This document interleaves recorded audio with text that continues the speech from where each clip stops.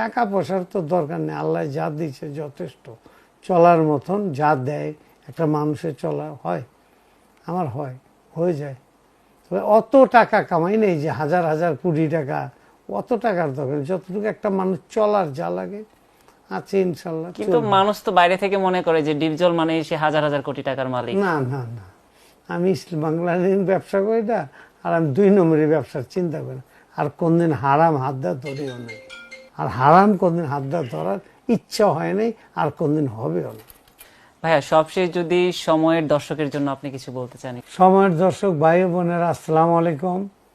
আপনারা যে যেখানে আছেন ভালো থাকেন, সুস্থ থাকেন, সময় টিভির পাশে থাকেন। সময় টিভির খবরগুলো আমার ভালো লাগে, আমি মাঝে মধ্যেই বেশিরভাগ সময় সময় টিভির খবর দেখি। তবে আপনারা সুস্থ থাকেন, ভালো থাকেন। আসসালামু আলাইকুম।